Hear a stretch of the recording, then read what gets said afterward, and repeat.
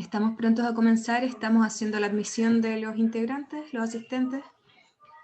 Partimos en 2 minutitos. Bien.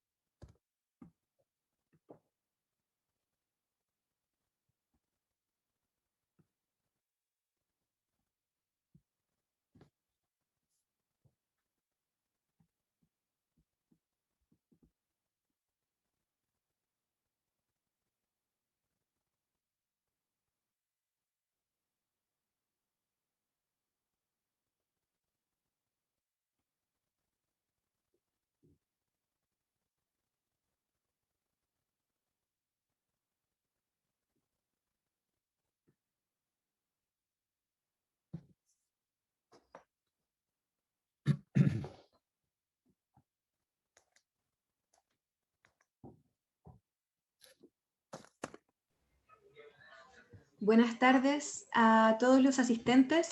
Siendo ya las 6:05 de la tarde, vamos a empezar. Bienvenidos a nuestra quinta jornada de este curso sobre manejo de exámenes diagnósticos para el médico general. Para el deleite cerebral de hoy vamos a estar acompañados por el doctor Francisco Gutiérrez, médico cirujano y especialista en ginecología y obstetricia de la Universidad de Chile, para hacer nuestro módulo de ginecología. Les agradezco su participación y los dejo con el doctor. ¿Qué tal? Pues, muy amable, muchas gracias por la invitación que me hayan hecho ustedes en este momento.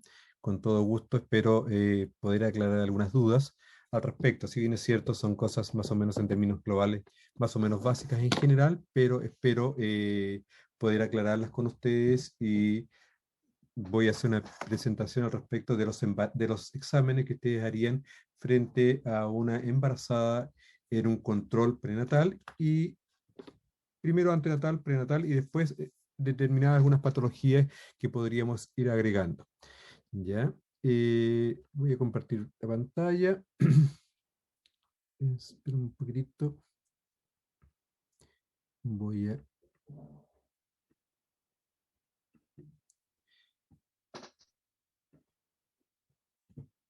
Bien, en este ámbito, la verdad de las cosas es que siempre tenemos que ir evaluando varios aspectos.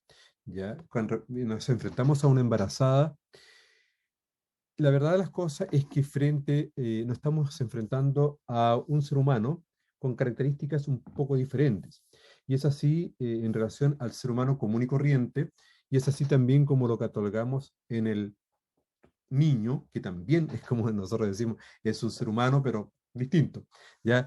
Ahora, ¿por qué decimos esto? Porque la verdad de las cosas es que el comportamiento de una embarazada frente a una determinada situación no es lo mismo que esa misma mujer a la misma edad, con las mismas condiciones, pero no embarazada.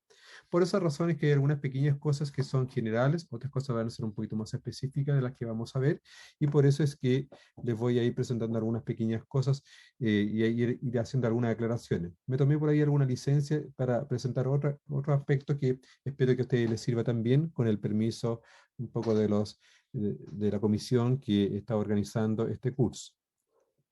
Bien, en este ámbito entonces,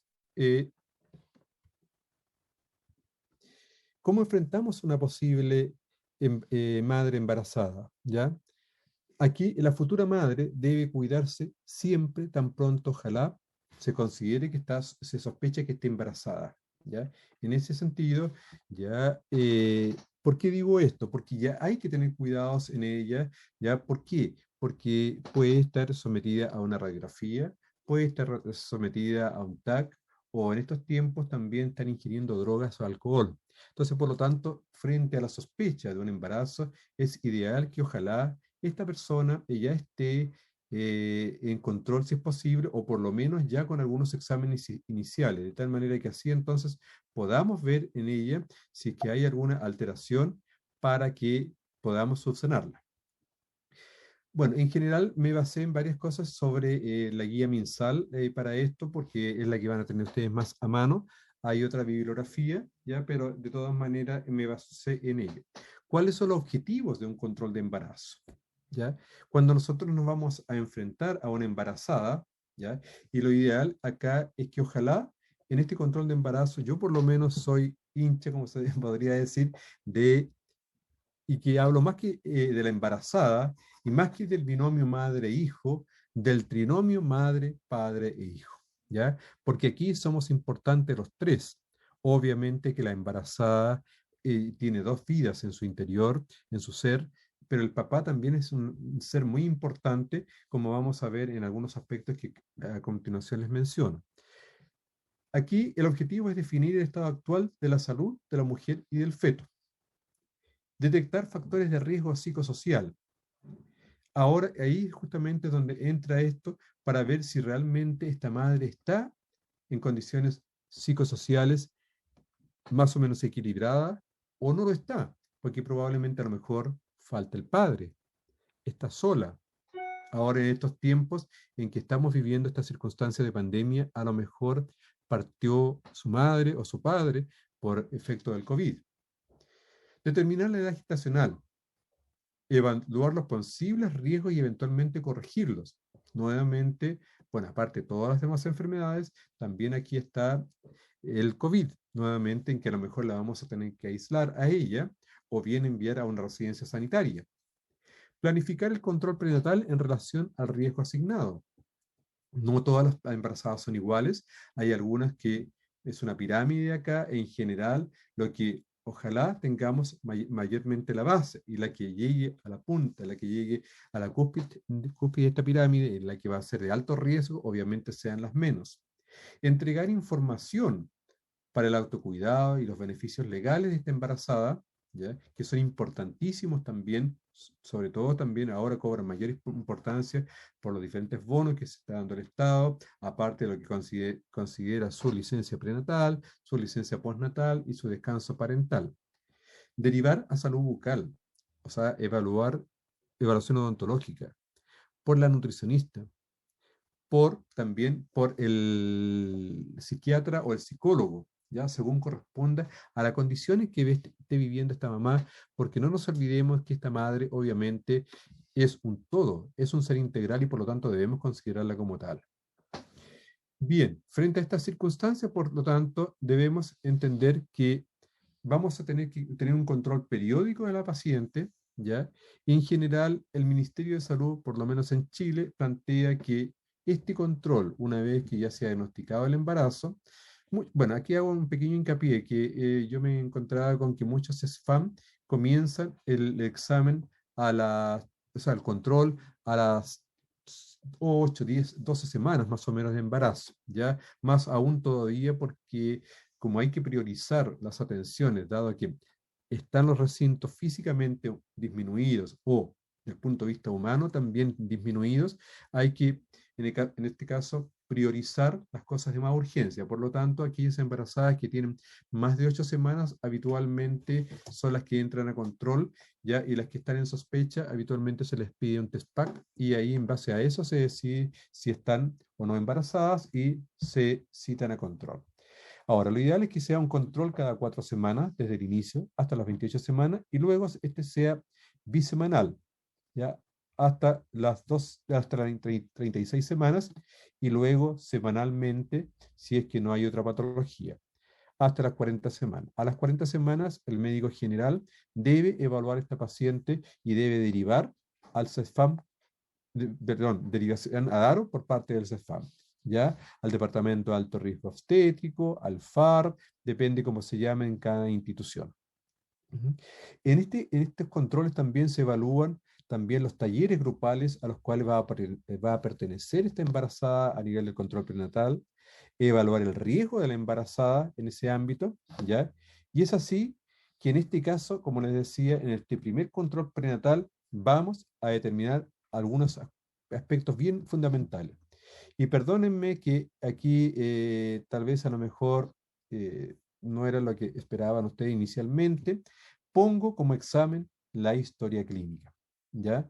La historia clínica es uno de los exámenes, bueno, tal vez será porque soy profesor de entrevista médica, pero no nos olvidemos, a la paciente no podemos irle a pedir una ecografía o un hemograma inmediatamente, tenemos que evaluar su historia clínica, tenemos que evaluar sus antecedentes anteriores, si ha tenido gemelos, si ha tenido ruptura prematura de membranas, si ha tenido abortos, ¿ya? U otras enfermedades concomitantes o propias del embarazo. Evaluar, como les decía hace un rato, los factores de riesgo biopsicosocial y emocionales de esta paciente. Si es una embarazada adolescente, si tiene un embarazo aceptado o no, si tiene una escolaridad básica, media o superior, porque la embarazada de menos de sexto básico tiene más riesgo, por supuesto, muchas veces incluso no saben leer ni escribir, aunque tengan sexto básico. Y como les decía hace un rato, la falta de apoyo social, ¿ya? Y la presencia de este progenitor, si está o no, ¿ya? ¿Quién es el progenitor? Si hay antecedentes de abuso sexual. Y eso tenemos que averiguarlo también dentro de esta historia clínica. Si hay antecedentes de violencia intrafamiliar a que esté sometida esta paciente. Si hay antecedentes de depresión o ansiedad, abuso o dependencia de drogas, ¿ya? Incluyendo el alcohol, por supuesto, como dependencia, ¿ya? Y que hay que considerarlo en este aspecto. Por lo tanto, aquí nos tenemos que ver involucrados con esta paciente en forma integral, ¿ya? La matrona o el matrón y el médico o la médica, como se dice en estos momentos, ¿ya? Pero yo me refiero a un término más neutro, ¿ya? Tenemos que ir a evaluar esta historia clínica. Y en esta historia clínica, en la cual vamos a considerar los aspectos anamnésticos, el examen físico general y segmentario, el examen obstétrico, ¿ya? Porque de repente el examen obstétrico nos va a dar inmediatamente la pauta a qué exámenes vamos a tener que solicitar. Y a lo mejor salirnos de la pauta que a lo mejor yo les voy a dar acá. ¿Por qué? Porque encontramos un feto más grande de lo que esperábamos, encontramos un feto más pequeño, o bien también podemos no encontrar feto, ¿ya? Y la señora dice que está embarazada, como el caso de la pseudociesis, ¿ya? O exámenes de laboratorio también que vamos a tener que considerar acorde a las condiciones de esta madre. Indicaciones terapéuticas y de educación, como les decía hace un rato. ¿Qué le vamos a enseñar? ¿Qué multivitamínico le vamos a indicar? ¿Le vamos a indicar fierro o no? ¿Le vamos a indicar alguna otra terapia? Por lo tanto, aquí vamos a tener que estar sujetos justamente a lo que podamos evaluar. Y entrando un poquito más de lleno a los exámenes ya plenamente de laboratorio. ¿Qué vamos a pedir? Fundamentalmente a una embarazada que ingresa a su control prenatal, le vamos a pedir un hemograma, le vamos a pedir perdón, un perfil hematológico según sea el centro. Generalmente, en algunas instituciones, en este caso en la mía, el Hospital de Talagante, ¿ya? El hemograma es como el examen microscópico, ¿ya? Donde se evalúa con el microscopio las diferentes series, ¿ya? Roja y blanca y las plaquetas. Ahora, el perfil hematológico es más bien automatizado. El tubo entra a una máquina y obviamente en esas condiciones, obviamente ahí, en esas condiciones se va a ir a evaluar, obviamente, la sangre de esta persona. Se le va a pedir el grupo y el RH y un CUMS indirecto. El CUMS directo es la sangre que se va a determinar para ver si hay anticuerpos, en este caso contra el factor RH, al feto mismo. Por eso es que aquí se llama indirecto, porque se lo estamos midiendo a la embarazada. Un BDRL, ¿ya? En algunos centros no hacen BDRL. En la Universidad Católica, por ejemplo, hace RPR. ¿Ya? Aquí, bueno, quizás a lo mejor para aclarar un poquito inmediatamente los conceptos, en el hemograma, ¿qué vamos a buscar? Me voy a volver un poquito atrás, perdón. En el hemograma, ¿qué voy a buscar? Voy a buscar la serie roja, ver si hay anemia, si no hay anemia, y en la serie blanca también ver, porque no es raro, obviamente que tampoco es frecuente, que nos podamos encontrar con una leucemia, ¿ya? En algunas pacientes embarazadas, ¿ya? Y que de repente a veces ellas no lo sabían. O a nivel de plaqueta, alguna trombofilia. Por lo tanto, tenemos que ir a evaluar las tres series, ojalá, ya por lo menos en el conteo. En el grupo IRH, como recién les decía, bueno, ver si es positivo o negativo, ¿ya? Aquí muchas pacientes embarazadas hay que aclararles que el ser RH negativo es una característica más, ¿ya? No tiene nada de patológico. El 10% más o menos de la población chilena es RH negativo. El problema está en que la incompatibilidad que se pueda producir, ya sea de grupo clásico o grupo IRH en este caso, ya el RH entre la madre, ¿ya? Y el feto que se está gestando, que tiene la mitad cromosómica del padre y la mitad cromosómica de la madre. Por otra parte, también tenemos, como le decía, el BDRL. El BDRL, como le decía, es una reacción, como dice ahí, es una reacción de laboratorio para enfermedades venéreas, específicamente la sífilis, y que en algunos centros ya va a evaluar va a ser evaluado por el RPR, por la reactina plasmática rápida.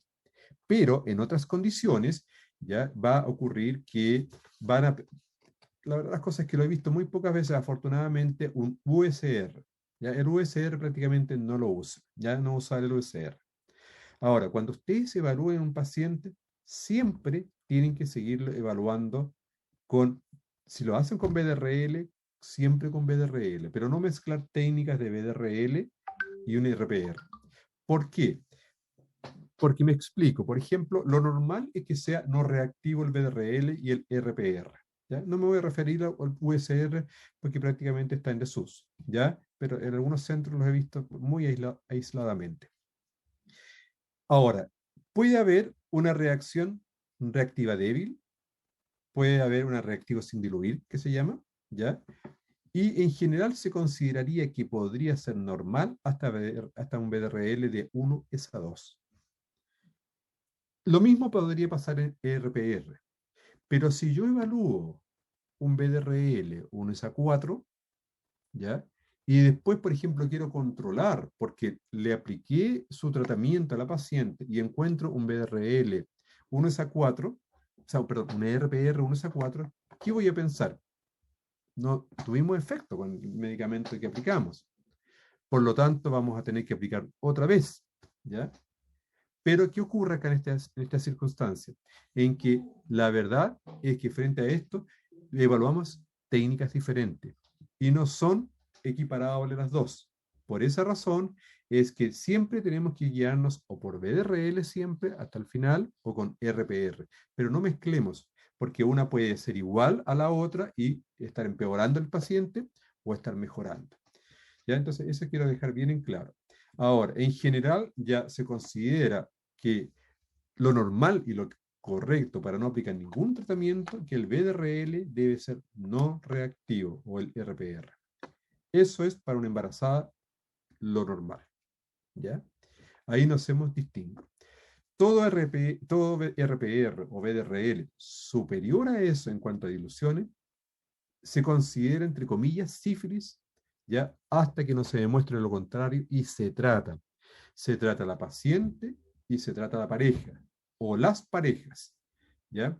Y ahí tenemos que tener mucho cuidado y mucho tino ¿ya? Y ojalá en un ambiente de privacidad para poder saber cuántas parejas tiene. ¿Ya? Yo que me dedico a las ITS en el hospital, la verdad las cosas es que, bueno, me ha costado de repente, no, doctor, sí, bueno, fue mi pareja, es mi único pololo, etcétera, etcétera. Ya le aplicamos el tratamiento, me acuerdo en esa oportunidad a la paciente y después, eh, cuando vino a control, no sé, doctor, le puedo hacer una consulta porque me queda la duda. Es que mire, la verdad las cosas es que, no sé, por decir un nombre, con el Cristian, no tuvimos un día nomás, un día, pero no sé, pero igual me preocupa a lo mejor. Tráeme el Cristian, ¿ya? Tráeme el Cristian acá y le hacemos el examen entonces inmediatamente, ¿ya? Ya, pero, pero, ¿sabe, doctor? Pero cuando, como, no sé, estoy dando nombres ficticios, pero resulta que no se va a juntar con Roberto, porque cuando usted los cite, trate de citarlos separados, porque no quiero que se me vayan a juntar acá, porque imagínense, se me va a crear un tremendo problema, ya. Entonces tengo que empezar en la ficha a anotar. Disculpe que les pregunte, les diga estas cosas, pero hay que preocuparse de esos pequeños detalles, ¿ya? Bueno, al final citamos a Roberto, después citamos a Cristian. Y en esa oportunidad, si, después de citarlo, me plantea, doctor, ¿le puedo hacer una consultita? Si uno tiene así como una tocación, así como por vía anal, ¿también se puede contagiar? Por supuesto, pues le dije yo, o sea, si hay una tocación, un roce genital, sí puede haber. Ya, me fui directamente al grano. ¿Tuviste algún acto sexual anal? No, si fue la puntita, como dijéramos así vulgarmente, ¿ya? Bueno, no importa, ya. Tráeme, no me acuerdo cómo se llamaba el joven, ya, tráeme a Diego, ¿ya? Y bueno, al final, los, los tres están con contagio, obviamente, ¿ya? Ah, miento, el último no estaba con contagio, el último no, ¿ya? Pero los otros dos sí. Y hubo que tratarlos a los cuatro, a los tres varones y a la dama. Entonces, por esa razón es importante considerar que hay que estar en un ambiente de privacidad, ¿ya?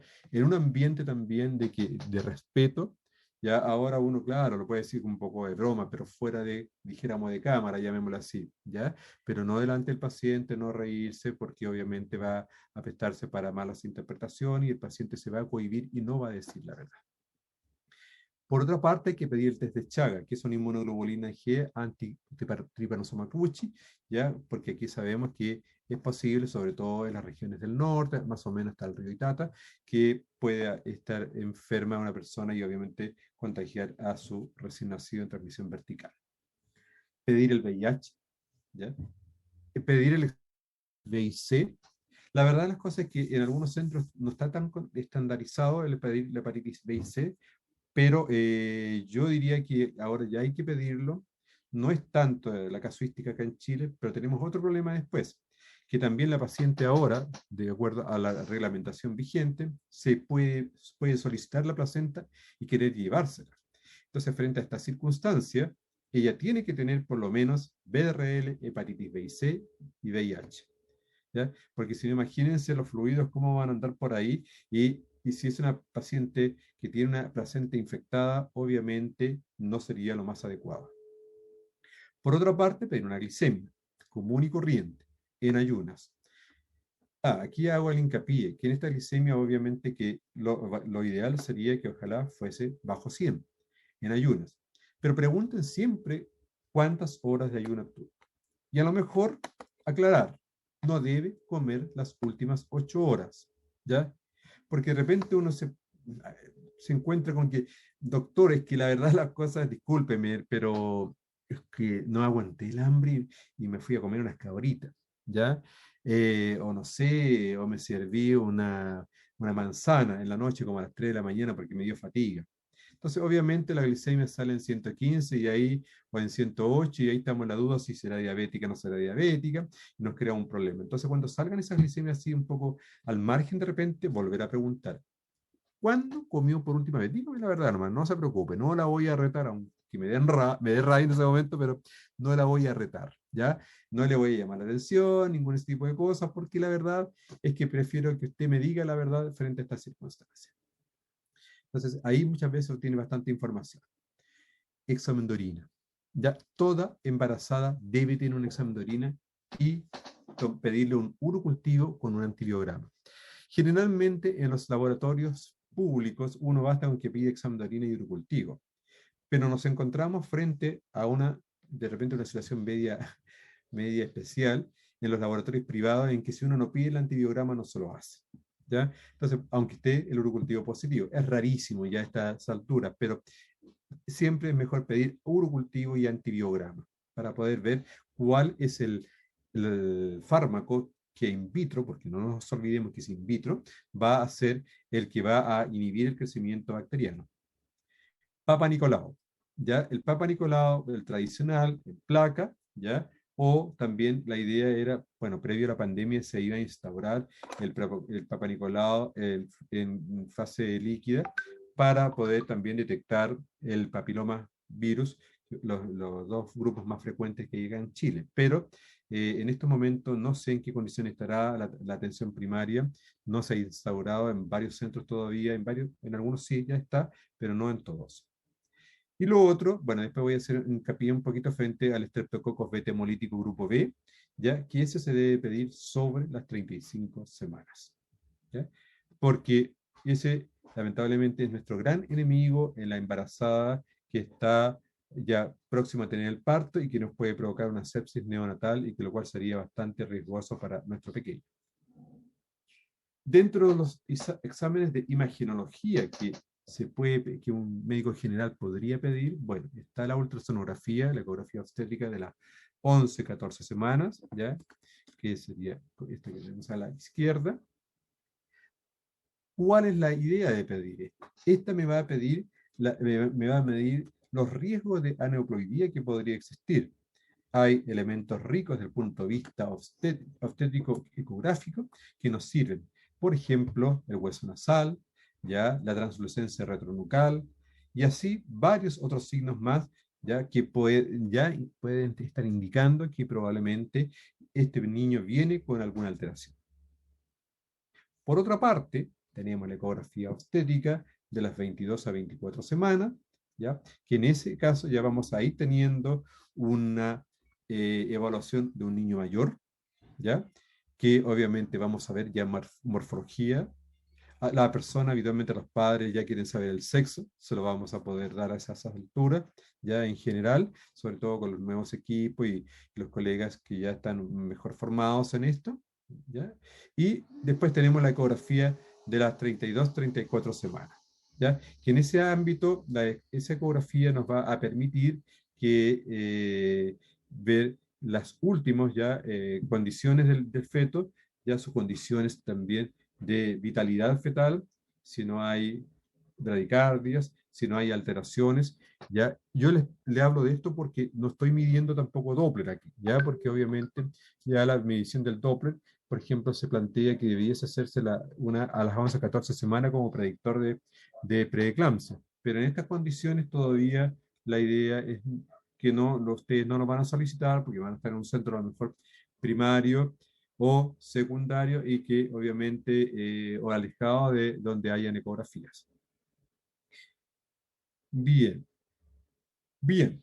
Entonces, como les señalaba recientemente, en los controles prenatales siguientes, vuelvo a insistir, está la historia clínica, siempre la historia clínica, anamnesis, próxima y remota, porque pueden haber cambiado algunos aspectos. Entonces, por lo tanto, hay que considerarlo. Hay que considerar el examen físico general y segmentario, ¿ya? Siempre también. Y el examen obstétrico, si es que es dable hacer, porque no siempre hay que hacerlo. Esto es optativo, ya, el examen obstétrico, porque si es que hay una necesidad, pero el examen físico general sí, y no se olviden que el examen físico general van incluidos los signos vitales. Tenemos que saber cómo está esa presión arterial, cómo está el pulso, la respiración en estos tiempos de COVID, etcétera, ¿ya? Y el segmentario. Porque desgraciadamente los colegas ahora, y lo digo sobre todo en general las generaciones más jóvenes, prácticamente se van directo a los exámenes de laboratorio y la imagenología y se olvidan estos exámenes, con lo cual se detectan enfermedades muchas veces graves, ¿ya? En mi caso, yo reconozco que soy un poco más detallista, ¿ya? He detectado cánceres, por ejemplo, ya vasos celulares de la piel a nivel facial.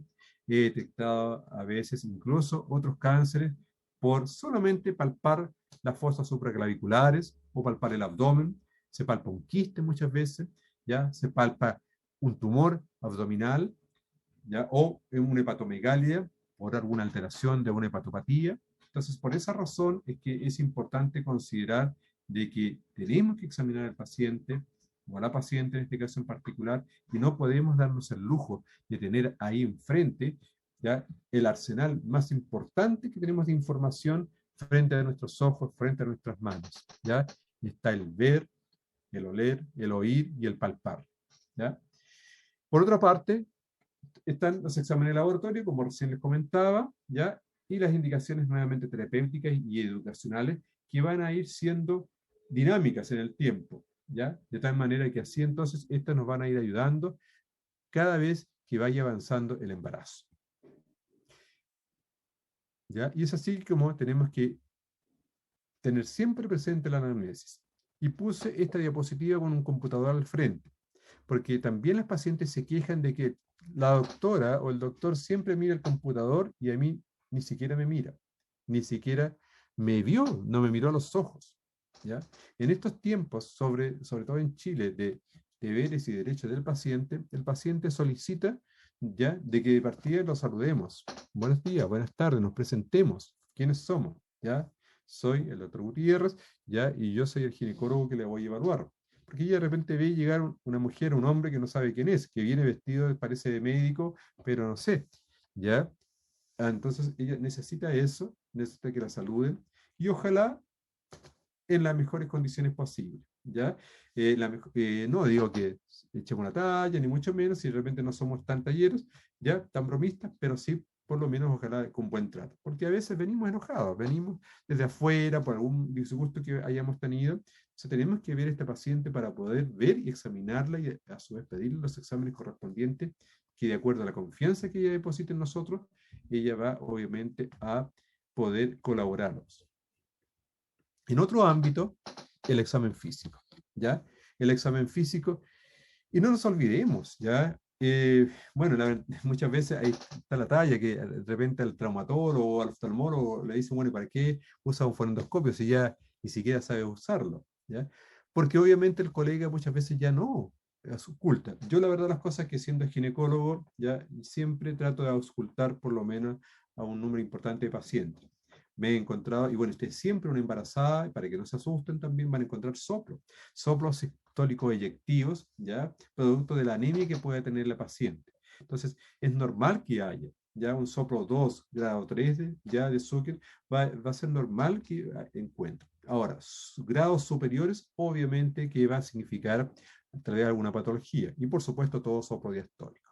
Entonces, tenemos que examinar, palpar, ¿ya?, un poco los rasgos de la cabeza, examinar la boca, no nos olvidemos que a veces hay focos sépticos a nivel dentarios, ¿ya?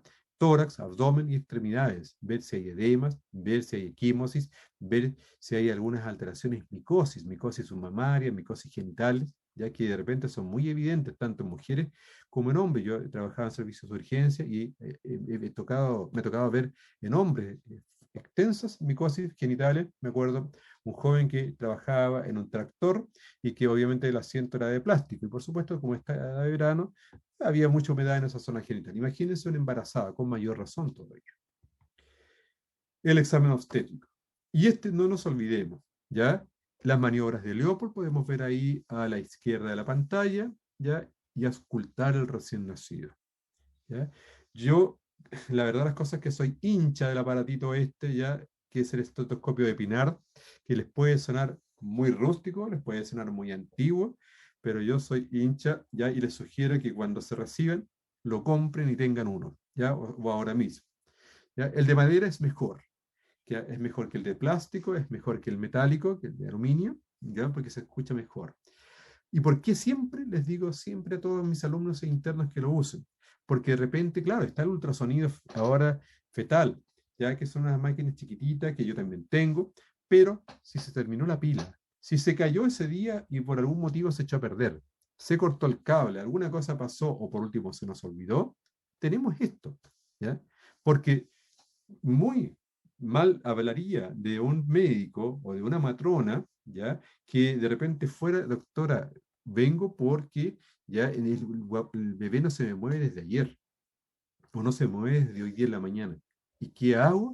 ¿Ya? Claro, muchas veces puedo detectar con esas maniobras de Leo porque está haciendo ahí la colega, voy a detectarlo, pero a veces no se detectan los movimientos y voy a tener que auscultarlo. Y si no tengo equipo para auscultarlo, aunque sea este básico, obviamente voy a tener dificultades para poder hacerlo. Por lo tanto, frente a estas circunstancias, tengo que tener un equipo, aunque sea muy básico, para poder evaluar esta paciente. ¿Ya? Entonces, para eso les menciono, compren un poquito de estetoscopio de Pinar, que es importante.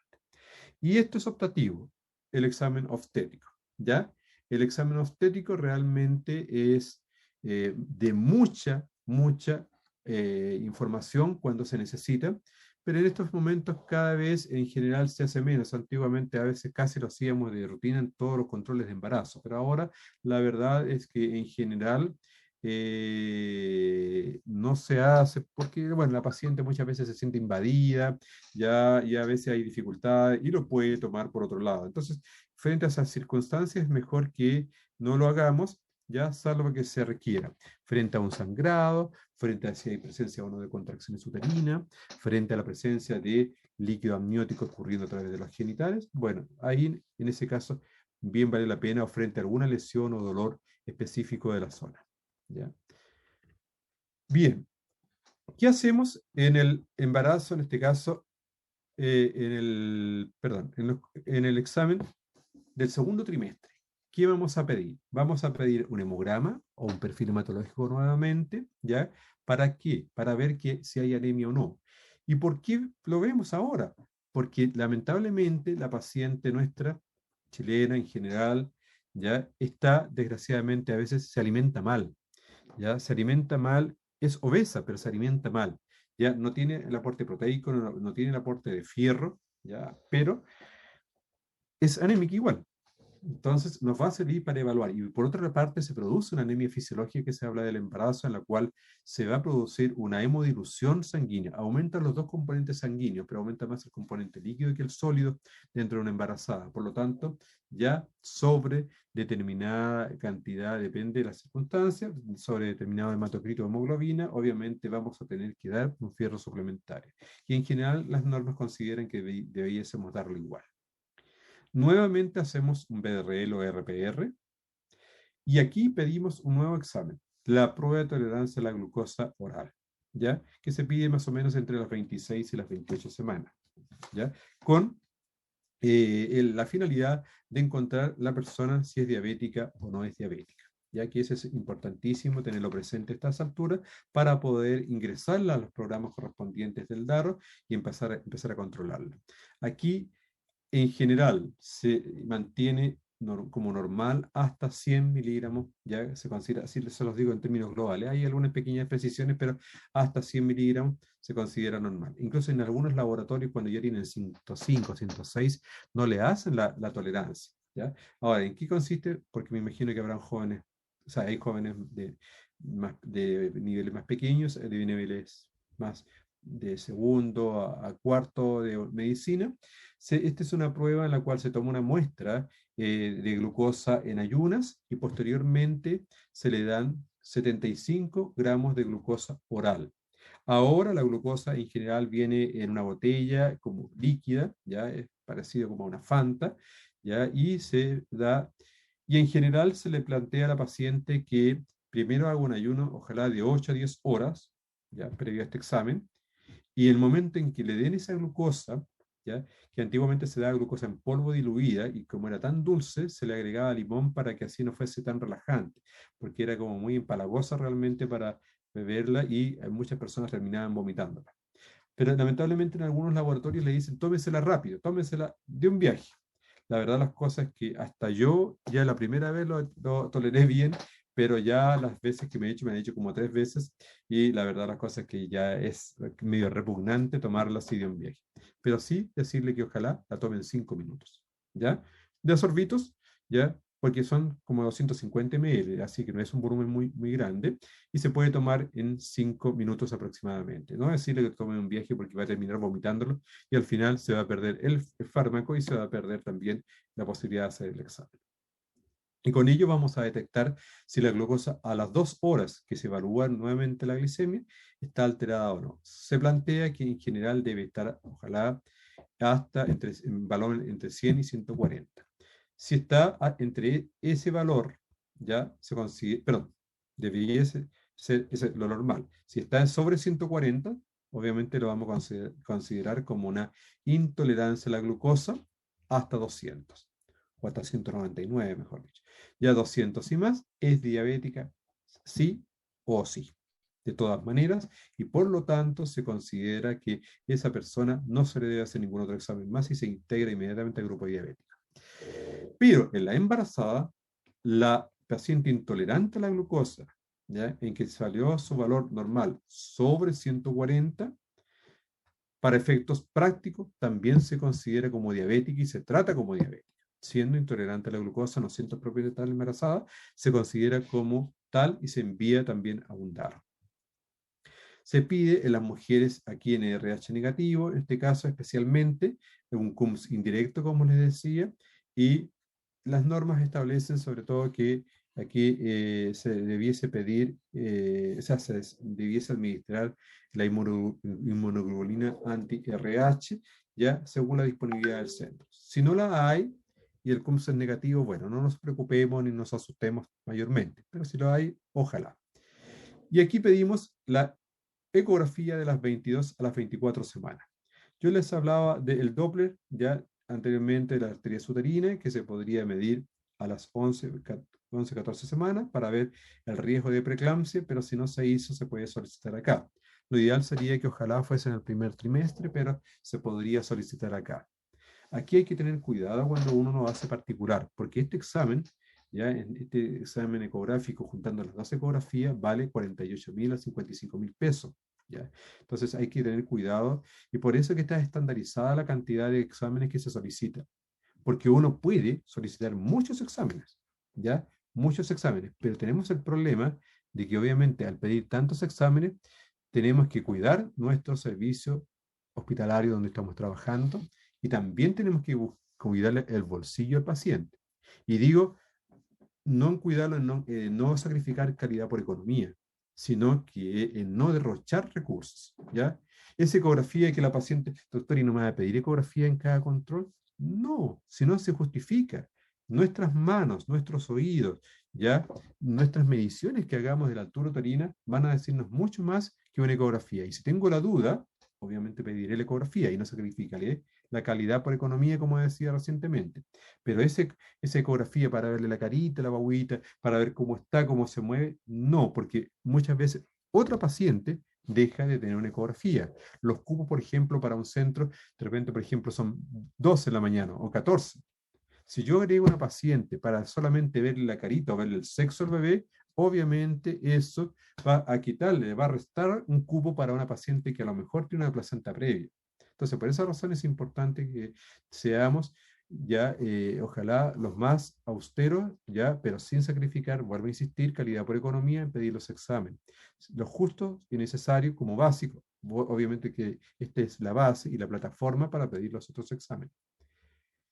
Como exámenes del tercer trimestre de un embarazo, ya vamos a pedir nuevamente el hemograma para ver cómo va esta anemia, si es que se ha producido o no, y si este efecto del medicamento, ya, de la terapia ferropénica, o sea, perdón, la terapia ferrosa, ha surtido efecto o no, ya, y si hay una ferropenia o no en esta paciente. Volvemos a pedir el BDRL o el RPR de tercer trimestre, primer trimestre, segundo trimestre y tercer trimestre y al parto. ¿Ya? Son los 4 BDRL que debiese tener una persona, ¿ya? Aquí olvidé, entre comillas, voluntariamente para no crear de repente expectativas un poco altas, pero la idea es que se pide acá un segundo VIH, ¿ya? Hasta el momento no se ha visto en forma obligatoria, pero ya en algunos centros sí están pidiéndolo y a nivel extranjero sí están pidiendo un segundo VIH. ¿Por qué? Porque nos encontramos pacientes que en su primer control fueron VIH negativo pero a estas alturas a veces ya son VIH positivos. ¿Y por qué? Porque, bueno, la señora obviamente tuvo otra pareja de por medio, su pareja también a lo mejor, ya ambos tuvieron parejas de por medio, ya una tercera persona, y obviamente hubo un triángulo por ahí amoroso, ya hubo un cuarteto amoroso, entonces obviamente que, o personas que, por ejemplo, viven en condiciones de calle, viven en condiciones de uso o abuso de drogas, y entre ellas el alcohol, en que obviamente se desinhiben frente a una circunstancia de fiesta y obviamente va a significar de que puedan tener relaciones sexuales con otras personas. Y aquí sobre las 35 semanas pedimos el estreptococcus beta hemolítico grupo B a nivel perineal, ¿ya? Para poder estar presente. Aquí la verdad las cosas es que es controvertido si lo tratamos o no lo tratamos. A veces sí lo tratamos si es tempranamente, pero si ya es muy sobre el embarazo, se trata en el parto, porque aunque lo tratemos ahora a las 35 semanas, a las 36 semanas, y el embarazo es, eso, perdón, el parto es a las 40, lamentablemente a veces ya la paciente se colonizó y por lo tanto hay que volverla a tratar. Siempre tratar durante el trabajo de parto. Ya ojalá alcance a recibir 2 dosis ya por vía parenteral del antibiótico correspondiente para prevenir la sepsis del bebé.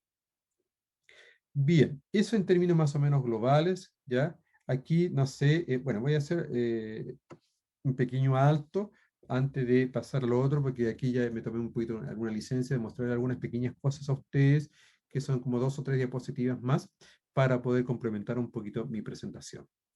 ¿Alguna duda, alguna consulta que deseen hacerme, mis estimados jóvenes?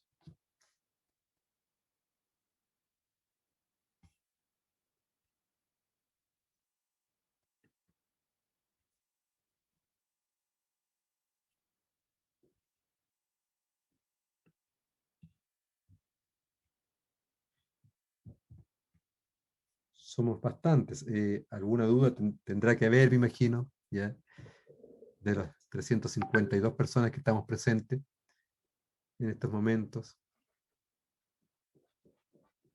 Hay personas, bueno, por supuesto, de diferentes universidades acá, pero no sé si habrán personas del extranjero también que están conectadas.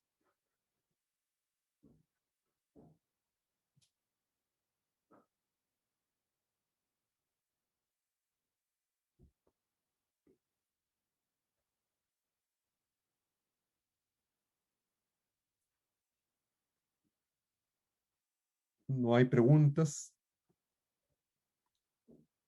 Carolina, cuenta. No sé si estás muteada o no, Carolina. Deme un segundo, doctor. Estoy habilitando ahora el chat para que se Ah, ya. hagan las Ya, preguntas correspondientes, ¿ya? ya, correcto. Ya veamos. Ahí está habilitado el chat. Ahí a partir lo pusieron. No podemos escribir, doc. Lo siento. Acabamos de habilitar el chat. Así que ahora van a salir las preguntas correspondientes que vayan haciendo y se las vamos a ir leyendo. Ya, perfecto. ¿Ya? Así que denos un segundo ahí para que vayan escribiendo. Ya, acá tenemos la primera pregunta. Era cosa de habilitar el chat. Se nos había pasado el detalle. Ya, correcto. Preguntan, ¿cuál es la importancia de diagnosticar VIH en la madre? ¿Hay alguna forma de prevenir que se contagie el niño? Sí, sí, hay forma de prevenir inmediatamente. Entonces, porque el hecho de detectar que haya VIH, le vamos inmediatamente después, si sale positivo, a ver cuánto es el recuento de copias que tiene, ¿ya? Y vamos a ver los CD4 también que tiene, porque si tiene, obviamente, lo más probable es que sean altos, hay que empezarlo a tratar de inmediato. No hay que perder tiempo en esa paciente, inmediatamente se empieza a tratar. Y porque el comportamiento de una embarazada es mucho más, dijéramos, frágil frente al VIH y a toda una serie de enfermedades. Tiene otro comportamiento, por lo tanto, esa es la importancia de detectarlo precozmente para iniciar el tratamiento de inmediato. ¿Ya? Durante el embarazo, el manejo va a ser diferente en el parto y en el posparto también. Ya, perfecto. Acá preguntan, ¿hay alguna situación clínica que contraindique el tacto obstétrico? La verdad de las cosas es que un tacto, bueno, la contraindicación absoluta que hay es, lo voy a decir en términos globales, es la placenta previa. ¿ya? Eso sí la contraindica, ¿ya?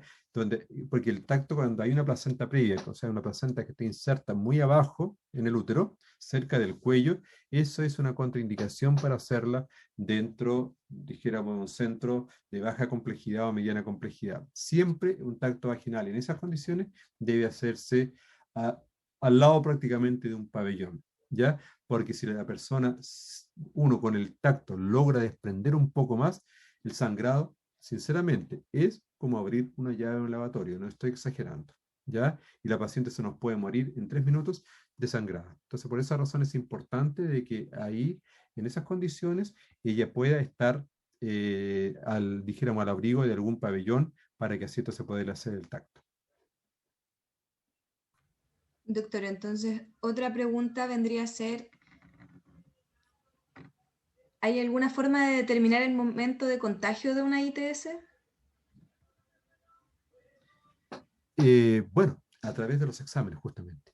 A través de estos exámenes vamos a detectar, ¿ya? O los vamos a sospechar. Y por eso les decía que antes de llegar a estos exámenes, veamos primero.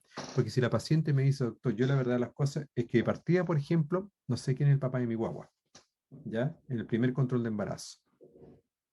O sea, obviamente que si no sabe el papá de la guagua, quién es el papá del bebé, obviamente quiere decir que ya tuvo más de una pareja de partida.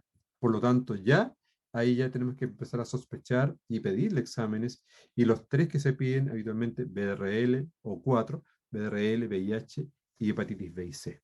¿Ya? Entonces, ahí ya lo detectamos. Ahora, yo, por ejemplo, en la consulta, sí, ¿ya? Yo, si la paciente tiene un flujo de mal olor, después vamos a tocar un poquito el tema al respecto, si tiene un flujo de mal olor, si tiene, que me ya dice que la verdad las cosas que bota un líquido extraño, la evalúo, ahí hago el examen obstétrico, le pongo un espéculo, que es un equipo para poder expandir un poquito las paredes vaginales y veo el flujo. Y si es así, le tomamos también una muestra de flujo para poder evaluar si es que hay algún germen que nos indique, por ejemplo, que tiene una tricomona, un parásito, si tiene una bacteria, ya, no sé, un Escherichia coli, ya, u otro germen para poderlo tratar. Entonces sí hay formas de poderlo detectar a tiempo. Muy bien. Con respecto al BDRL, ¿a qué se refiere con proporción de 1:4? Lo que pasa es que se diluye, se va diluyendo, ¿ya? Se va diluyendo cada vez al doble, ¿ya? En este caso, y es prácticamente es una razón logarítmica, en este caso, en que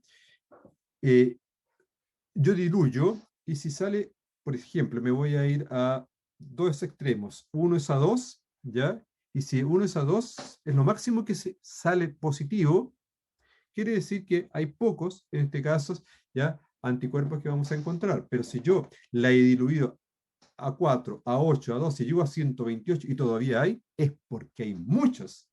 Hay muchos. Y por lo tanto significa que esa paciente está bastante infectada. No sé si me entiende, ¿ya?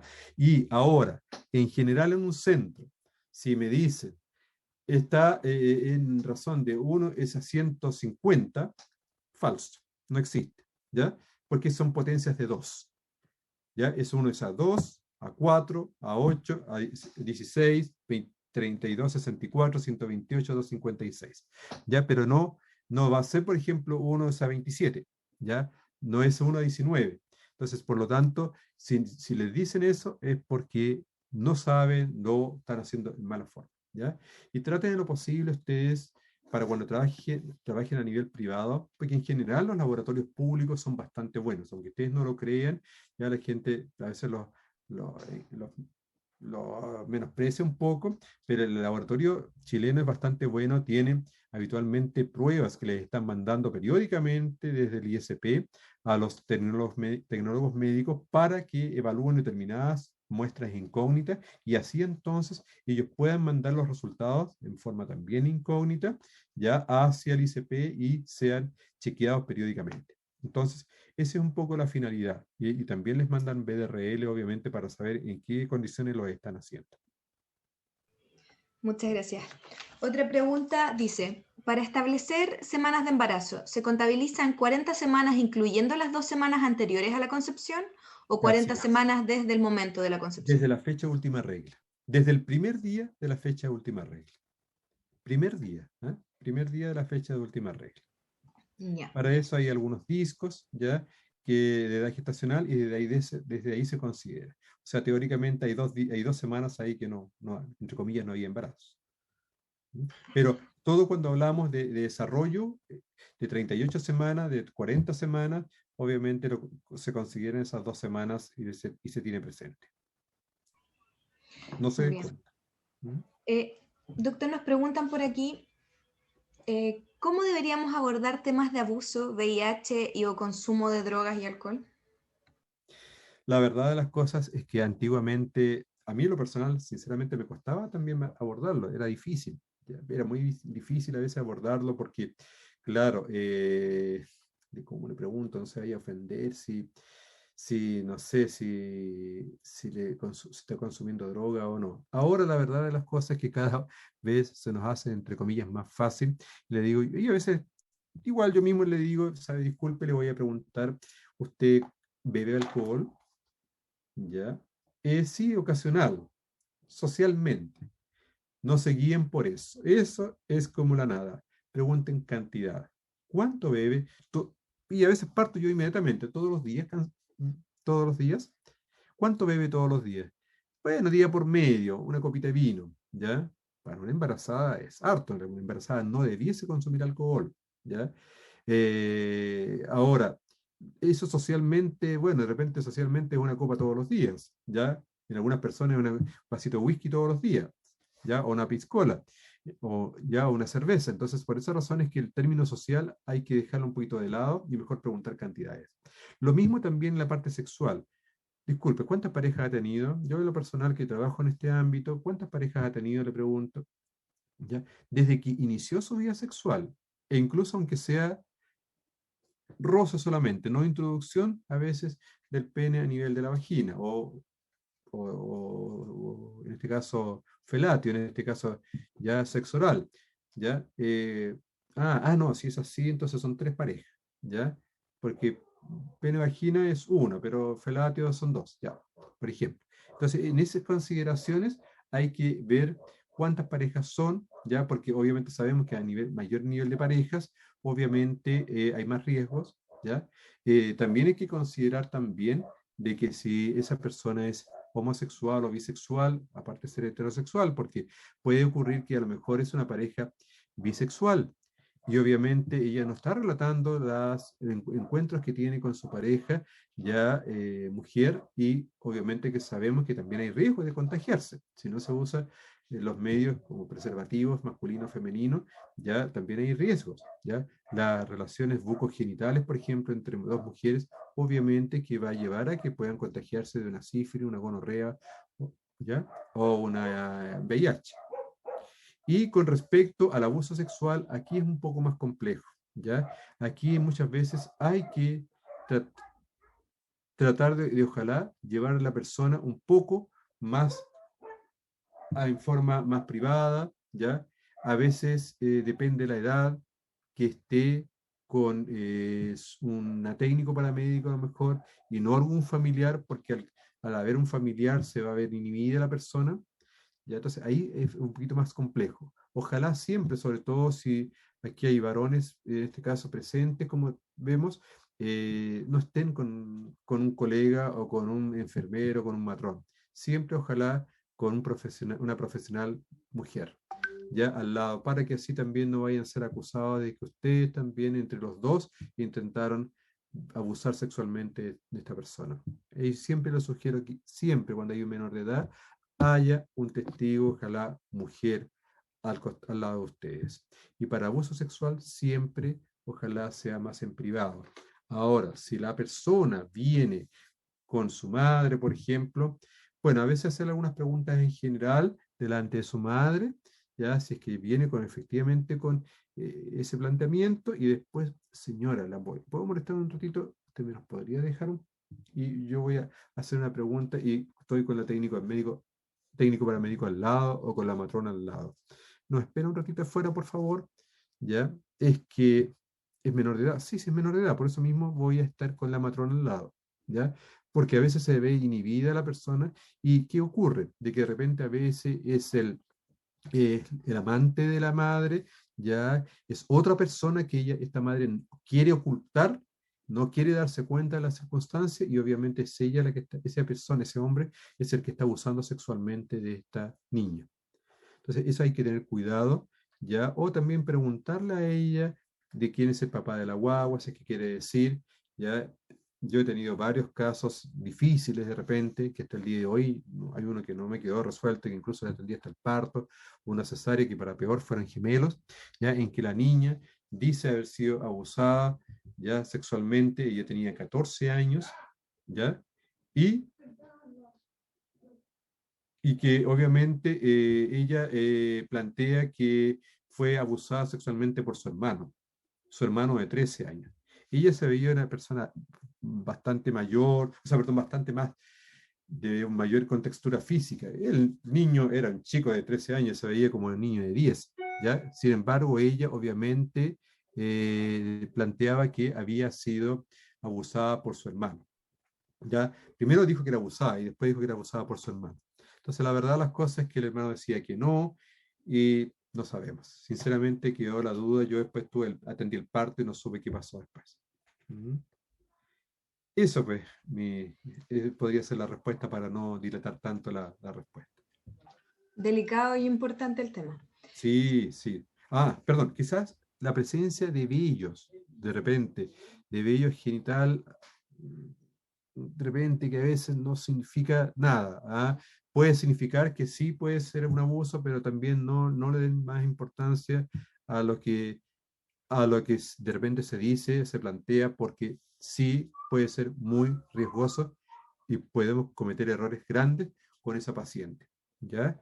Y imagínense, por ejemplo, si uno dice, ay, hay un vello genital y usted ha sido abusada, ¿ya?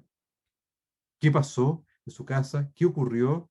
Y de repente, por ejemplo, está el padre y hay 3 hijos ya sobre 15 años, que son más sobre la pubertad. Ponemos en duda a todos y podemos crear una debacle familiar. Ahora, ¿cuándo sí es que si una persona, aquí estoy hablando ya no una persona que refiere a haber tenido vida sexual, cuando una persona, por ejemplo, una niña joven que nunca ha tenido, se supone, vida sexual, ¿ya? Y tiene un examen de orina en el cual hay tricomonas, por ejemplo, ¿ya? Obviamente que ahí en esa circunstancia, obviamente en este caso, se considera abuso sexual, ¿ya? Cualquier presencia de ITS, en este caso, en una niña joven, va a ser ITS, o sea, va a ser abuso sexual hasta que no se demuestre lo contrario. ¿Ya? Ya, muchas gracias. Otra de las preguntas nos dice, ¿por qué es tan importante el diagnóstico de sífilis en la paciente embarazada? ¿Es de manejo inmediato? Es de manejo inmediato.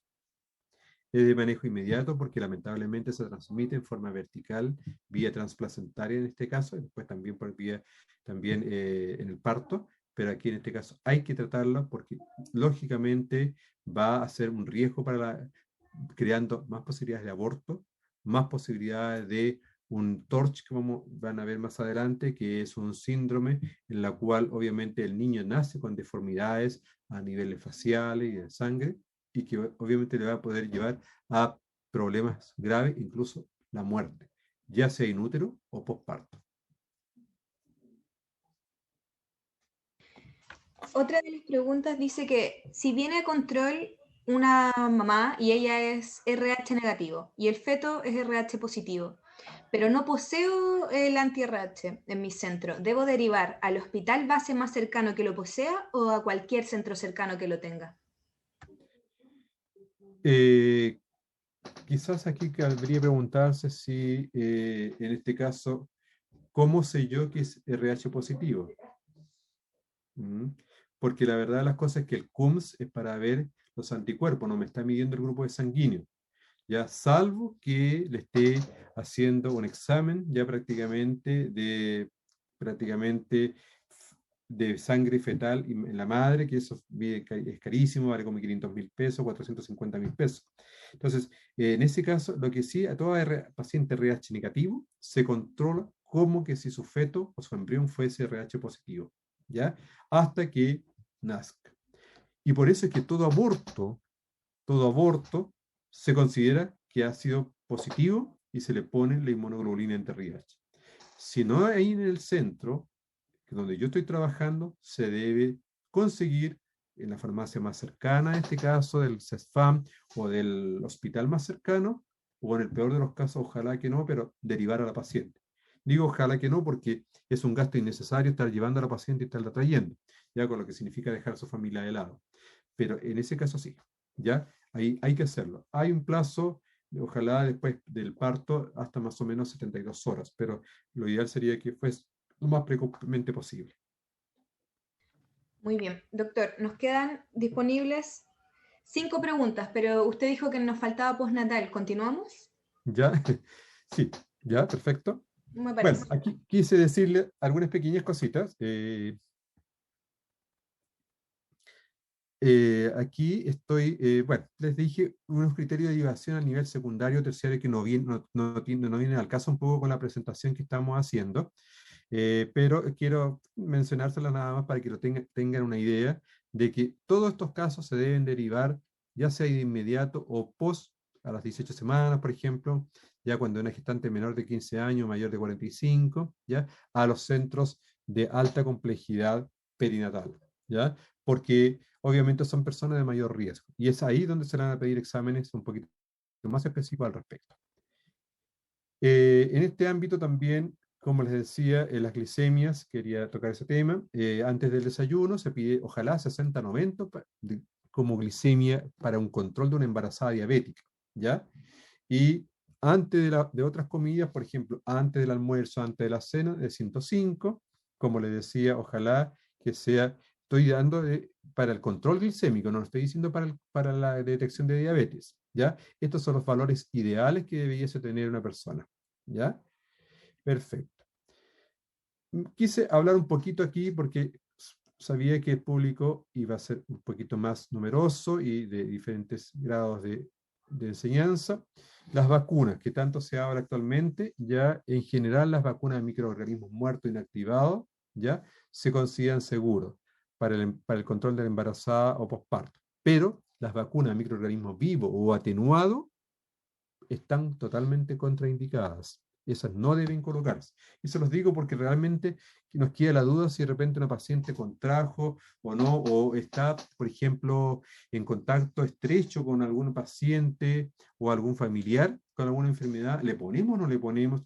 Es que resulta que el hermano tiene rubeola, el hermano tiene parotiditis, le ponemos la vacuna. Ustedes ven y se la puse con rojo.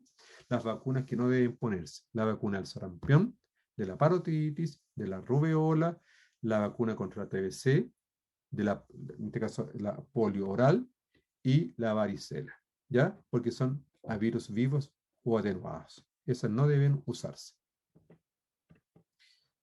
Aquí la misma cosa, más o menos en términos globales, ¿ya? En general, ya hay algunas que sí se pueden poner, por ejemplo, el toxoide antitetánico. Eso no hay problema, ya se puede poner, por ejemplo, la que es bastante conocida, así es que no hay problema. De repente a veces queda la duda, sobre todo a una herida, a un accidente, por ejemplo, sí se puede poner, ¿ya? Eso más o menos en términos globales, pero quiero un poquito compartirles algo para ir finalizando, algo que también acá quiero compartir con ustedes, un pequeño esquema, ojalá que se vea, perdón, se vea bien, un poquitito. eh, este, Quise hacer una pequeña reseña ya para los alumnos de niveles superiores, ¿ya? Considerando aquí, por ejemplo, estoy considerando, como decía anteriormente, los exámenes en un control antenatal, ya los básicos que aquí lo señalé en la columna verde, que le vamos a pedir hemoglobina, o sea, perdón, hemograma, y si no tenemos el hemograma, por lo menos hemoglobina y hematocrito, ya, que le vamos a pedir glicemia, como decía, el COMS indirecto, la orina, el urocultivo, el PAP, el VRL, el VIH, hepatitis B y C, Chagas, estreptococos beta hemolíticos sobre las 35 semanas, ¿ya? Y vamos a pedir ya los exámenes de ultrasonido correspondientes en el primer, segundo y tercer trimestre. Eso es para una embarazada normal. Pero quise hacer esta pequeña reseña ya a nivel en general ya de los casos un poquito más relevantes que hay de agregarle algunos otros exámenes, como por ejemplo, si nos encontramos frente a un síndrome hipertensivo, vamos a tener que, siempre es importante, ya aunque sea relativamente reciente, agregar un hemograma por lo menos, ya en ese momento, una glicemia, ya un hemograma completo con recuento plaquetario, incluso acá, ya una glicemia, vamos a tener que pedir unas pruebas hepáticas, vamos a tener que pedir un examen de orina a la paciente y vamos a tener que agregar incluso otros exámenes más para ver su grado de función renal, ya ver la uricemia, que también es un marcador para el síndrome hipertensivo, microalbuminuria, proteinuria, creatinina, ya, o incluso hasta clínicos, si no queda la duda, ya, electrolitos plasmáticos, una relación albúmina-creatinina que nos va a servir, y muchas veces incluso vamos a tener que llegar a pedir un electrocardiograma en algunas circunstancias. Por supuesto, aparte de todo lo que son los ultrasonidos correspondientes, ¿ya? Y vamos a agregar también, en este caso, en algunos pacientes, un monitoreo materno en los movimientos fetales, ya para que ella nos vaya diciendo frente a estas circunstancias cuánto se mueve su bebé. Esto lo hacemos sobre las 30 semanas. Y un registro basal no estresante, que es un examen ultrasónico, ya que se ve los latidos versus los movimientos fetales. Ya no voy a entrar en mayores detalles, pero en general se ve más o menos la variabilidad de latido y cuántas veces el niño presenta aceleraciones en 30 minutos o en 20 minutos por lo menos. ¿Ya? Y en este caso la embarazada, fondo de ojo, más todavía si una embarazada que tiene un cuadro hipertensivo crónico. Entonces, esos exámenes vamos a ir pidiendo de tal manera que vamos a ir evaluando a este paciente de tal manera que así entonces poder evaluarla en mejor forma. Si este paciente ahora tiene un retardo de crecimiento fetal, ya vamos a pedir el ultrasonido en el trimestre correspondiente y lo vamos tal vez a seguir pidiendo cada 2, cada 3 semanas, ¿ya? O bien vamos a tener que medir un Doppler, por ejemplo, en el caso de ella. Cuando tenemos metrorragia al segundo trimestre, vamos a agregar, aunque tenga recientemente, un hemograma para saber cómo están las condiciones basales ahora y cómo va a estar después del sangrado, una VHS para ver si hay un cuadro infeccioso, una PCR, o sea, en este caso una proteína de fase aguda, que nos va a evaluar si es que hay algún grado de infección que pueda estar dándonos a entender que probablemente hay algún tipo de infección aquí en esta paciente y que nos vaya a significar algún indicio de que vamos a tener que tratarla, ya, orina, urocultivo, ya, ir viendo porque puede haber una infección urinaria que está condicionando un síntoma de aborto, un síntoma de parto prematuro, y los ultrasonidos correspondientes en este caso para poder evaluarla.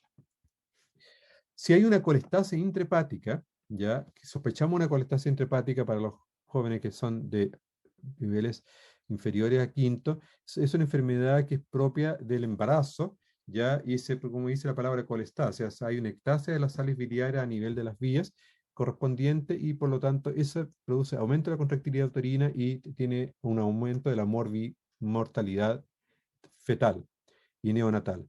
Le vamos a pedir glicemia, le vamos a pedir, le vamos a pedir orina, urocultivo, ¿ya? Y le vamos a pedir pruebas hepáticas, ¿ya? A esta paciente, ¿ya? Ahora, ojo, el hecho que hay en pruebas hepáticas en esta enfermedad, si no están alteradas y la paciente relata que hay un prurito palmoplantar especialmente, ya puede ser generalizado, pero si es palmoplantar y ella insiste en que así sea, descartando otras patologías, es colestasia sí o sí, aunque tenga el examen normal, ¿ya?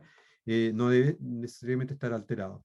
Y en este caso, por ejemplo, en algunos centros ya más avanzados, ya se piden otros exámenes, como el ácido cólico, el quinodoxicólico, ya, y el glutatión 5-transferasa alfa. Pero obviamente son más avanzados en algunos otros centros, pero no tiene sentido tampoco si a veces la clínica es mandatoria, ¿ya? Y por supuesto estos exámenes para ver la vitalidad fetal, monitoreo de movimientos fetales, el registro y el perfil biofísico fetal, ¿ya? Y vamos a pedir muchas veces flujometría Doppler para ver cómo está el flujo fetal, perdón, el flujo placentario para ir a irrigar a este bebé. Cuando hay diabetes pregestacionales, vamos a agregar glicemia, hemoglobina glicosiladas, ¿ya? Por ejemplo, que nos van a servir para ver cómo está este bebé. Y bueno, voy a ir a la par con la diabetes gestacional en general, porque hay algunas cosas que varían, sí, ya, orina y urocultivo, porque por supuesto es una persona más proclive a tener una infección urinaria, ya, también para ver la función renal, porque sobre todo la diabética pregestacional vamos a pedir una albúmina creatinina, ya, y vamos a pedir microalbuminuria para ver si hay un daño renal. La diabetes gestacional, o sea, que es reciente, lo detectamos ahora, tal vez no, de ver el grado de la proteinuria que vaya a haber en este paciente, su función renal como creatinina o como cleanse de creatinina, pruebas hepáticas también, y los ultrasonidos correspondientes, por supuesto, primer, segundo y tercer trimestre, más todo también los exámenes de vitalidad fetal o de bienestar fetal. Y aquí agregué también el ecocardio fetal, muchas veces, sobre todo en la paciente que ya es diabética pregestacional o en la diabética aquí siendo gestacional, pero de larga data. Perdón, con mal control metabólico quise decir, perdón. Y la flujometría de Doppler, la misma cosa, ¿ya? E inclusive fondo de ojo. Fondo de ojo en la paciente que es pregestacional y en la que tiene mal control metabólico, un fondo de ojo también porque es una paciente que no nos da seguridad de cómo realmente se está manejando ella, dado que tiene glicemias alteradas, que doctores, que yo no puedo estar sin comerme un dulcecito, que me da hambre, etcétera, etcétera. ¿Ya? Cuando hay inmunización RH, como me preguntaban hace un rato, bueno, por supuesto pedir el factor RH para saber cómo está. Ahora, si el RH, pedimos factor RH de la madre y tenemos la posibilidad de pedir acá del padre, ¿ya? Si el padre es negativo, estamos mucho más tranquilos realmente, así que ya que son muy pocas las posibilidades, pero existen, ¿ya? Pedimos de todas maneras el indirecto, ¿ya? Y cuando nazca este bebé, sí tenemos que pedirle sí o sí, bueno, aquí en Chile a todos los niños se les pide el factor RH cuando nacen, ¿ya? Y cuando hay infecciones cérvico-vaginales, ¿ya? Y nos encontramos frente a una posibilidad de una vulvovaginitis, ¿ya? O de una vaginosis bacteriana propiamente tal, vamos a pedir ya el factor RH, ya en este caso, perdón, vamos a pedir, me fui mal, vamos a pedir un examen, obviamente, de orina para descartar que no vaya a haber una infección urinaria de todas maneras, ¿ya? Si es posible, bueno, y depende cómo salga, podemos pedir un examen de urocultivo, porque de repente no están exentas las dos infecciones. Vamos a pedir, por supuesto, un BDRL, VIH y hepatitis B y C por las razones que recién decíamos, ¿ya? Y si ella nos relata que su pareja también, ¿ya? Está con flujo, su varón, en este caso le pedimos inmediatamente un flujo uretral, ¿ya? La verdad las cosas es que cuando yo estoy ahí, bueno, para mí en general no se me hace tanto problema, yo tengo incluso los tubos de cultivo ahí mismo para no andarlo trayendo en el laboratorio, que vaya al SOME, que mire que y le da vergüenza al joven o al hombre, en este caso se lo tomo ahí mismo el flujo uretral, ¿ya? Y obviamente que con eso a ganar tiempo, porque obviamente voy a tener ya el examen en 48 horas, incluso a veces le digo al tecnólogo para que así él inmediatamente determine si hay presencia o no de gonocosia o no, que son diplococos ya intracelulares que los va a evaluar. Ahora, cuando tengo una gonocosia, por supuesto, es lo que está recién diciendo, ¿ya? Pero aquí le tomo, en este caso, a la pareja el flujo uretral, ¿ya? Pero a la madre le voy a tomar un cultivo y aquí hago una salvedad. Los cultivos que se toman a nivel vaginal no todos son iguales, ¿ya? Se puede pedir un cultivo endocervical en este caso para detectar mejor el gonococo a nivel endocervical, ¿ya? No me sirve el del flujo vaginal porque el germen en este caso, la Neisseria es muy frágil, entonces se destruye con facilidad, ¿ya? Por lo tanto no la voy a poder encontrar a nivel del flujo vaginal ni en el perineo, ¿ya? Por lo tanto tengo que medirlo ahí. Y hago una salvedad acá también, que si yo quiero buscar estreptococos beta-hemolítico, ¿ya? Lo voy a medir, y por eso le puse acá a nivel perineal o y perianal, ¿ya? Todas esas son para buscar estreptococos. No lo voy a buscar ya al fondo de saco vaginal. A lo más, en este caso, en el tercio exterior de la vagina, periné y la región perianal. Y todos los demás gérmenes, ya sea micoplasma, no sé, clamidia u otros gérmenes, los voy a tomar del fondo de saco vaginal a través del cultivo de flujo vaginal. Y para ir finalizando, la ruptura prematura de membranas. Si yo tengo una paciente con ruptura prematura, le voy a pedir un perfil infeccioso, hemograma, VHS, PCR de fase aguda para poder ver, ¿ya? Voy a pedir examen de orina, urocultivo, porque muchas veces es una infección urinaria la que me está provocando la destrucción, en este caso, de las membranas y por lo tanto la ruptura de las membranas, ¿ya? Y obviamente voy a pedir los ultrasonidos correspondientes cuando sea necesario, depende de la edad que tenga este bebé. Y bueno, y en estos momentos que estamos en tiempos de pandemia de coronavirus, se le puede hacer, por supuesto, frente a la duda o si es un contacto estrecho, una PCR a la paciente, ya en este caso PCR en cadena, y a su vez ya pedirle a ella si tiene otros cuadros ya, o sea, perdón, un cuadro clínico ya más con fiebre asociado, se le puede pedir un hemograma, un VHS, una proteína de fase aguda u otro examen, en este caso medir los electrolitos, ya medir los gases en sangre, si en caso de la persona más comprometida, e inclusive si una radiografía de tórax con protección de abdomen. Eso más o menos era lo que quería presentarle anexamente a lo que habíamos conversado. Muchísimas gracias, doctor, por su presentación. Una presentación realmente muy buena, muy completa. Así que ahora vamos a proceder con las preguntas que nosotros teníamos acá en el chat. Ahora sí está habilitado, chiquillos, pregunten. Disculpen nuestro pequeño... Las preguntas, ¿me das un ratito? Mira, que me están llamando para una reunión que tengo ahora enseguida y de inmediato me integro. Espérame un segundito, por favor. Hagamos un segundito, no se preocupe.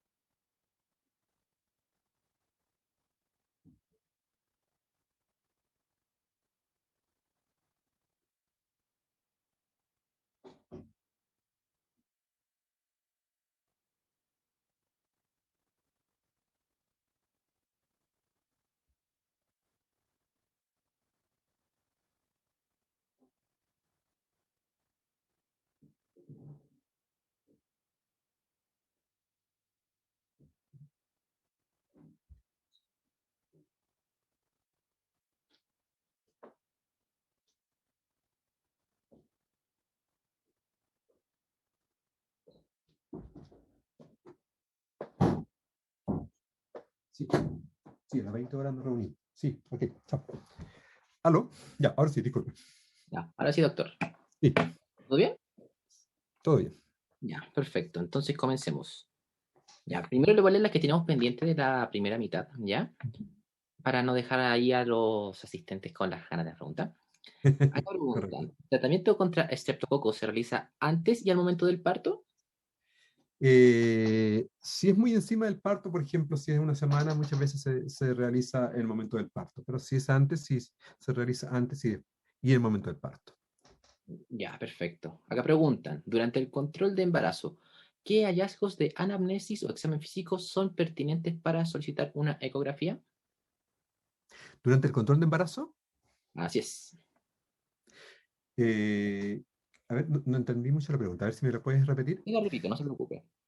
Acá preguntan, durante el control de embarazo, ¿qué hallazgos de la anamnesis o del examen físico son pertinentes para solicitar una ecografía?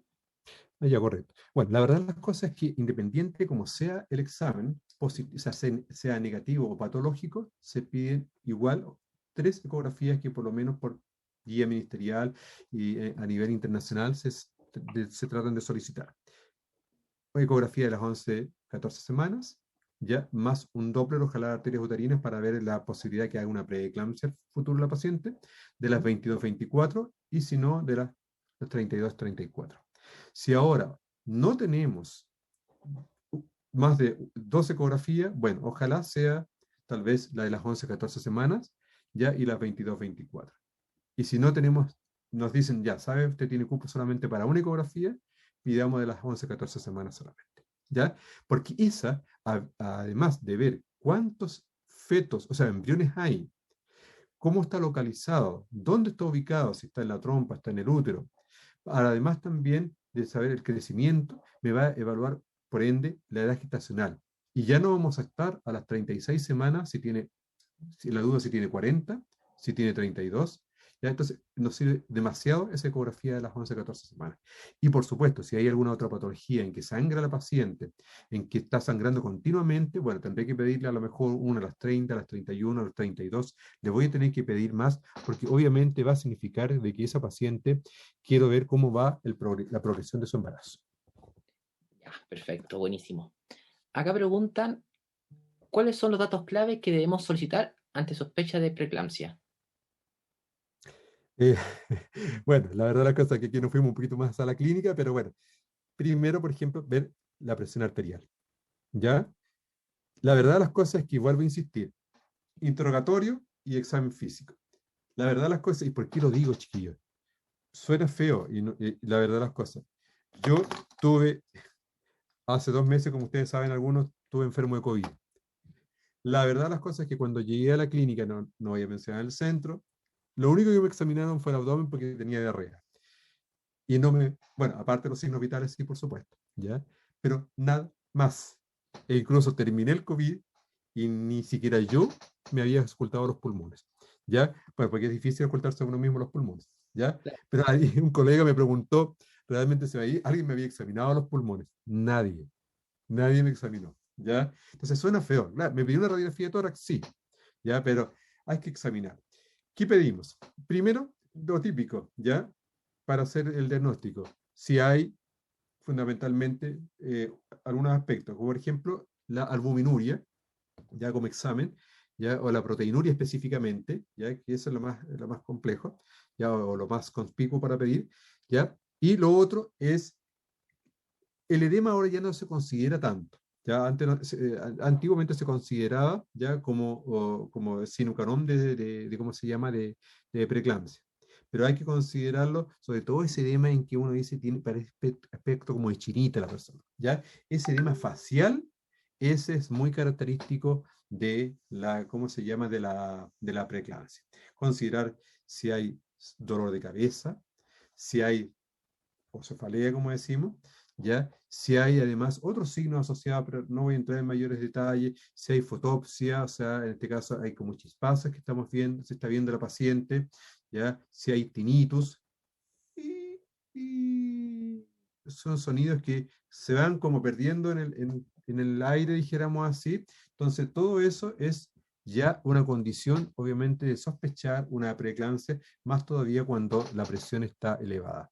Y ojo, si la paciente se ha mantenido siempre con 90-60 y hoy tiene 34 semanas y tiene 120-80, eso también es sospecha de preeclampsia, a pesar de que esté dentro de sus valores normales. Porque antiguamente también ahí había una clasificación en que decía que si subía la presión diastólica sobre 15 milímetros de mercurio sobre la basal y sobre 30 la sistólica, también debía considerar como sospecha de preeclampsia. Ya, perfecto. Buenísimo. Acá preguntan, ¿existen estudios del efecto de las vacunas COVID-19 y las embarazadas? No quise justamente considerarlas, pero hasta el momento ya nuestras autoridades, ya a nivel nacional, en general los infectólogos, todavía no aconsejan las vacunas ya ni en embarazadas ni en nodrizas, o sea, en personas que estén amamantando. Se están haciendo las pruebas pertinentes, por supuesto, en ellas, pero no se consideran hasta el momento posible administrarlas hasta que no haya un estudio más avanzado, porque ustedes saben, hay que saber también qué efecto va a tener sobre ese feto, ¿ya? Y en estos momentos se ha planteado que AstraZeneca podría provocar algunos efectos de trombosis en alguna paciente, entonces, y yo le diría que incluso hasta esta Coronavac, que es la más numerosa, bueno, se supone que en este momento no tenemos efecto, ojalá que a futuro no los tengamos, pero frente a la urgencia no queda otra alternativa que en esta fase de emergencia hay que administrarla. Pero embarazadas ni nodrizas, no. Ya, perfecto. Ya. Pero última pregunta. Acá dicen, si tenemos antecedentes de abortos múltiples, ¿sería prudente realizar exámenes para descartar un síndrome antifosfolípidos? Por supuesto, ¿ya? por supuesto que ahí en ese caso hay que descartarlo. No quise tocar el tema porque hay una serie de pruebas, obviamente, dímero D, pruebas de coagulación, etcétera, que vamos a entrar, pero ahí la verdad de las cosas es que si ustedes son médicos generales tienen que derivar, ¿ya? Y por eso es que precisamente dentro de lo que les señalé por ahí en los criterios de derivación justamente, eh, hay que derivar las personas con aborto recurrente, ¿ya? En general, si tiene ya 2 o 3 abortos, ya prácticamente hay que derivarla a un DARO y empezarla a manejar como tal, porque puede tener una trombofilia. Ya, perfecto. A ver, acá dicen, muy buena clase, excelentes explicaciones, increíble docente, muchas gracias doctor, excelente clase. Acá hay una pregunta, la última. Doctor, ¿podría explicar un poco lo del test de Coombs indirecto? ¿Cómo se hace y qué se espera encontrar? O sea, obviamente aquí, ¿qué es lo que esperamos en este caso en el test de Coombs? Que obviamente va a haber una reacción antígeno-anticuerpo en este caso. ¿Por qué? Porque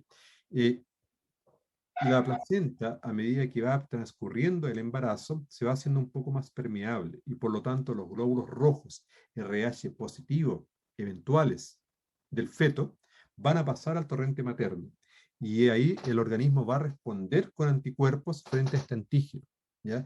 Por lo tanto, esto lo vamos a poder detectar. Bueno, ahí se hace una prueba con glóbulos rojos de cordero, en este caso sensibilizado, en este caso, para poder acoplar esta reacción, ¿ya? Y si existe, obviamente, es porque hay una reacción de antígeno-anticuerpo entre glóbulos rojos RH positivo, ¿ya? Y glóbulos, en este caso, perdón, y anticuerpos maternos.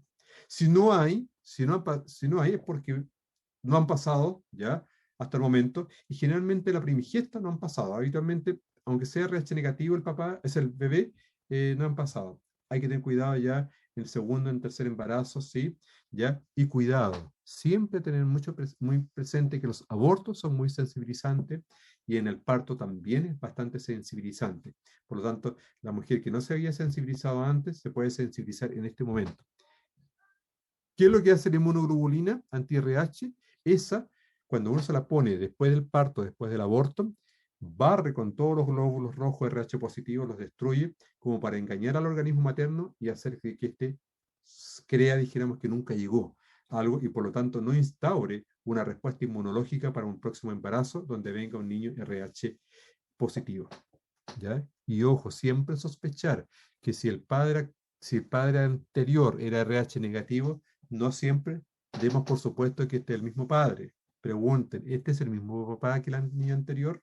¿Ya? Suena raro, pero en estos tiempos hay que preguntar. Ya, perfecto. Ya, muchísimas gracias, doctor. Aparece una última pregunta. Dejemos la última para que dejar esa última guachita ahí. Acá preguntan, doctor, ¿se puede poner la vacuna del papiloma en una embarazada? ¿Qué tanto se recomienda la vacuna en jóvenes? Ya, en general hasta el momento la vacuna del papiloma hasta el momento en embarazadas no se está poniendo, sí se está poniendo en las jóvenes, ya en este momento está las chiquititas, ya en la etapa básica se está poniendo, ya tengo entendido que es en este caso la bivalente, ya, pero si ustedes me preguntan, yo indico en general a damas y varones, ¿ya? Y ojalá se la pongan antes de iniciar su vida sexual, ¿ya? ¿Por qué? Porque me va a servir para los condilomas, para el 6 y el 11 y también para el 16 y el 18. Pero está también la nonavalente, ¿ya? La vacuna nonavalente que es para 9, como dice la palabra, para 9, 9 virus papiloma, de serotipos de papiloma, con lo cual voy a prevenir el cáncer de boca, cáncer oral, el cáncer anal, el vaginal y el de pene. O sea, perdón, el cervicuterino y el de pene. ¿Ya? Por lo tanto, lo ideal sería que incluso ustedes, ¿ya? Se la pudieran poner, ojalá, se planteaba antes hasta los 26 años, porque se considera que ya a los 26 años ya la persona tuvo por lo menos 2 o 3 parejas, ¿ya? Pero la verdad las cosas es que ahora se ha ampliado un poco más eso y se ha ampliado hasta más allá, hasta incluso la etapa adulta, ya de 30, 40 años, sí se puede poner. ¿Ya? Pero si ustedes se la pueden poner y no han tenido todavía vida sexual o han sido 1 o 2 parejas, ojalá con mayor razón se la pongan porque en esa medida ustedes se van a prevenir y van a prevenir también de no ser vectores a las damas o a los varones de un virus papiloma que puede ser de tipo oncogénico. Ya, perfecto, doctor. Muchísimas gracias por su clase, realmente espectacular. Estamos todos muy felices con la clase. Sí, Así que no muchas sé, gracias, espero, doctor. no sé si haberle ayudado, tal vez a lo mejor muchos detalles dejé en el tintero, pero la verdad las cosas que no quería ser muy latero tampoco, porque hay cosas técnicas que tendría que haber explicado y la verdad las cosas es que no quise entrar en mayores detalles, No se pero preocupe. espero haberle sido útil realmente y que, bueno, ya no estoy a cualquier consulta y cualquier duda que ustedes quieran de mí, en este caso, con todo gusto, considerarlo. Ujú. Ya, muchísimas gracias, doctor. Que te vaya muy bien. Ya, pues. Muchas gracias, pues, a todos Buen día. ustedes y gracias también por la atención que también me han puesto en este caso. Así que muy amable y que les vaya muy bien. Y para lo que yo les pueda ofrecer, cuenten conmigo también o alguna consulta personal con todo gusto. ¿Ya? Muchísimas gracias, Y doctor. Siempre se les doy el aprecia mucho. agradecimiento a todos los que me están agradeciendo por el chat. Un abrazo grande, pues, ¿ah? Que estén muy bien. ¿Ah? Gracias. Doctor, hasta luego. Hasta luego. A todos nuestros asistentes, ahora vamos a enviar el link de asistencia por el chat, así que para que se encuentren atentos, vamos a tener un pequeño break de unos 10 minutitos y vamos a comenzar con la siguiente charla del doctor Lozada. Así que atentos que ahí se va a mandar el link.